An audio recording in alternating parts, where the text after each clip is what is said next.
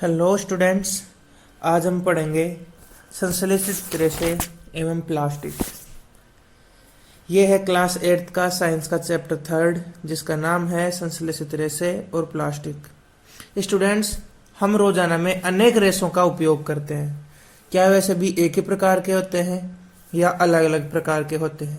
इसी बारे में आज हम पढ़ेंगे। उनके गुणधर्म अलग अलग होते हैं या फिर वो सिर्फ दिखने में अलग अलग होते हैं। तो स्टूडेंट्स, रेशों को हम दो भागों में वर्गीकृत कर सकते हैं।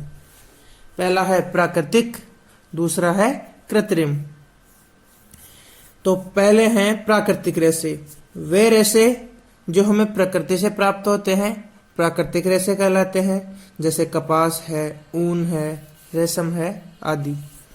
ये क्या होते हैं जो हमें प्रकृति के, इनका सोर्स क्या है? प्रकृति है, इनसे हमें आसानी से ये प्राप्त हो जाते हैं कुछ प्रक्रियाओं के बाद में। जैसे कपास के पौधे से प्राप्त होता है, ऊन हमें भेड़ से प्राप्त होती है, एवं रेशम हमें रेशम कीट से प्राप्त होता है।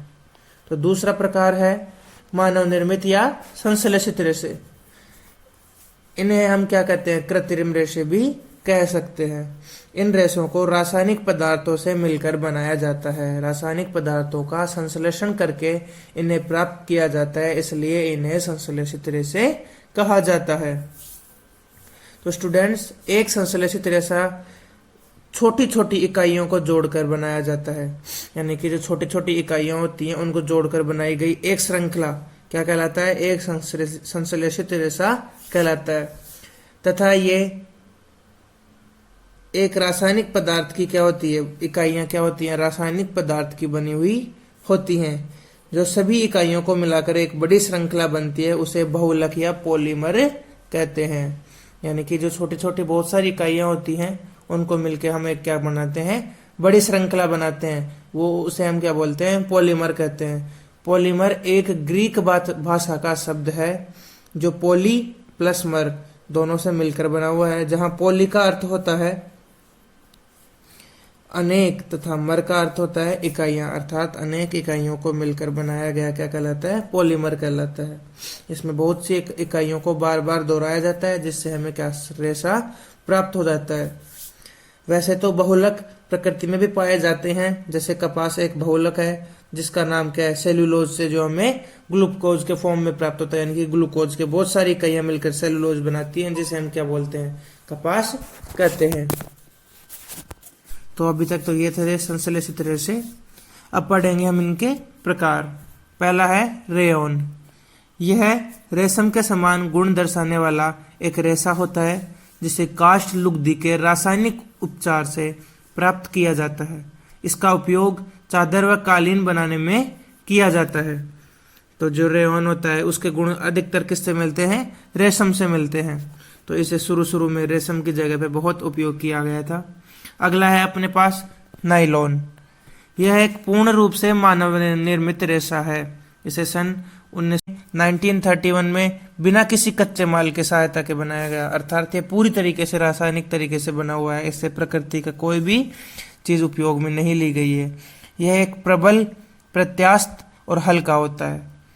दिखने में चमकीला व सुगम भी होता है, यानी कि ये बहुत ही मजबूत होता है।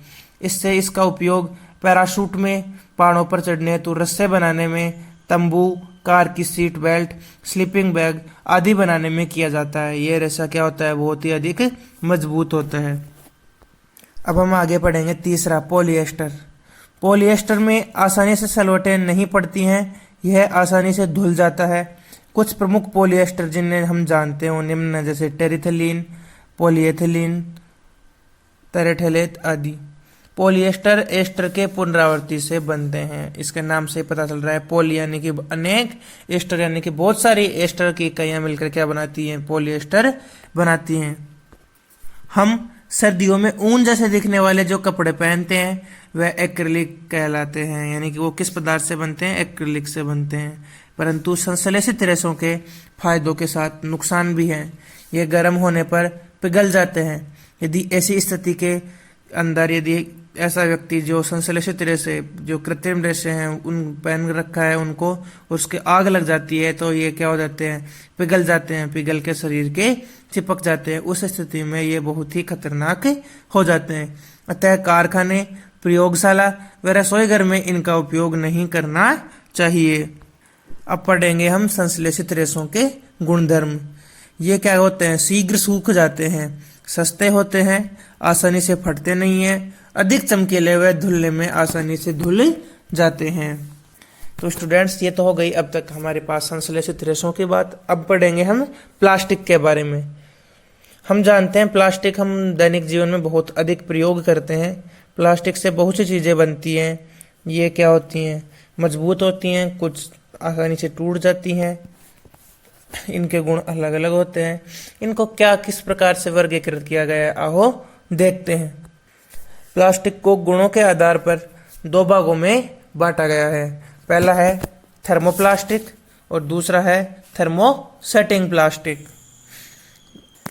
तो जो पहला है थर्मोप्लास्टिक, ये प्लास्टिक गर्म करने से आसानी से विकृत हो जाते हैं। यदि इनको गर्म किए जाएंगे तो ये आसानी से टूट सकते हैं या फिर अपनी आकृति को बिगाड़ लेते हैं।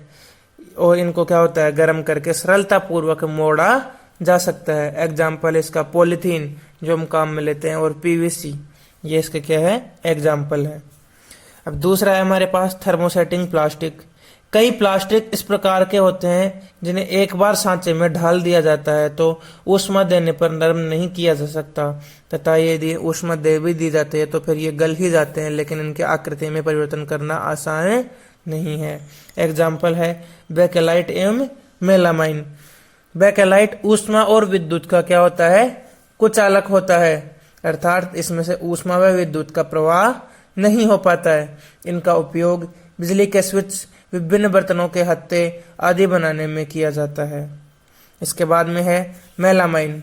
मेलामाइन एक बहुउपयोगी पदार्थ है। यह आग का प्रतिरोधी है। इसी वजह से इसको जो हमारे दमकल कर्मी होते हैं, अर्थात आग बुझाने वाले मशीन के साथ में जो कर्मचारी होते हैं, उनके सूट के ऊपर क्या लगाया जाता है? मेलामाइन की एक परत चढ़ाई जाती है ताकि वो आग के प्रतिरोधी बने रहें। तो अब हम देखेंगे प्लास्टिक के लाभ, यानी कि प्लास्टिक के क्या क्या गुण हैं। ये अभिक्रियाशील है, हल्का है, प्रबल है, लंबे समय तक चलने वाला अर्थात चिरस्थायी है, ऊष्मा व विद्युत का कुचालक होता है। तो स्टूडेंट्स, ये तो हो गए प्लास्टिक के कुछ लाभ, परंतु इसके बहुत सारी हानियां भी हैं। क्या? एक तो ये हमारे पर्यावरण को बहुत अधिक नुकसान पहुंचाता है।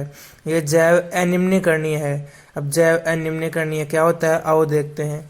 वे पदार्थ जो प्राकृतिक प्रक्रियाओं द्वारा सरलता से विघटित नहीं होते हैं जैव अनिम्नीकरणीय कहलाते हैं। अर्थात ये जमीन के अंदर बहुत सालों तक पड़े रहेंगे तो अभी जो सूक्ष्म जीव है वो इनका विघटन नहीं कर पाते हैं, और इससे हमारा पर्यावरण क्या होता है? प्रदूषित होता है। जो धरती है हमारी भूमि, वो क्या हो जाती है? बंजर हो जाती है। तथा प्लास्टिक को जलाने पर इसमें से बहुत ही विषैला धुआं निकलता है जो हमारे वायुमंडल को बहुत ज़्यादा नुकसान पहुंचाता है। इसलिए हम कह सकते हैं कि प्लास्टिक की अच्छाइयों के साथ प्लास्टिक में बुराइयां भी बहुत ज़्यादा हैं। अब देखते हैं हम जैव निम्नीकरणीय। वे पदार्थ जो जीवाणुओं द्वारा आसानी से अपघटित हो जाते हैं जैव निम्नीकरणीय पदार्थ कहलाते हैं। क्या कहलाते हैं? जैव निम्नीकरणीय पदार्थ कहलाते हैं। तो अब हम देखेंगे कि क्या हम प्लास्टिक का उपयोग नहीं करें, क्या हम उसका उपयोग सरकार ने को उसको बैन कर देना चाहिए, या फिर हमें प्लास्टिक की कुछ भी वस्तुओं का प्रयोग करना ही नहीं चाहिए क्योंकि वो पर्यावरण को इतना अधिक नुकसान पहुंचाती है। तो इसके लिए हमें क्या करना चाहिए? 5R सिद्धांत का उपयोग करना चाहिए। सबसे पहले है 5R सिद्धांत में 5R है, यानी कि 5 बार जो नियम दिए गए हैं वो क्या क्या हैं। पहला है उपयोग कम करिए, यानी कि रिड्यूस, सबसे बहुत जितना हो सके उतना प्लास्टिक का कम उपयोग कीजिए। दूसरा है रीयूज, अर्थात पुनः उपयोग करिए, बार बार में उसको क्या कीजिए? उपयोग में लीजिए। चक्रित कीजिए, यानी कि रिसाइकल कीजिए, बार बार में उसको जो उपयोग होने के बाद में भी उसी को वापस में लाओ। ऐसा नहीं कि खुले में फेंक दिए और वो पड़ा रहा, पर्यावरण को प्रदूषित करता रहा। पुनः प्राप्त कीजिए, रिकवर, अर्थात रिसाइकल के बाद उसे वापस से काम में लेने लायक बनाइए। और उपयोग न करना, रिफ्यूज, बहुत, यानी कि जो चीज़ें हम बिना उपयोग प्लास्टिक के रह सकते हैं उनके लिए प्लास्टिक उपयोग मना ही कर दीजिए। ये है अपने पास 5R सिद्धांत, यानी कि reduce, reuse, recycle, recover and refuse. Okay, तो हमारा पार्ट होता है यहीं पे खत्म। आगे आपको स्क्रीन पर जो इसके क्वेश्चन आंसर हैं वो दिखाई दे रहे हैं, उन क्वेश्चन आंसर को आपको मेरे को सोल्व करके भेजना है। ठीक है।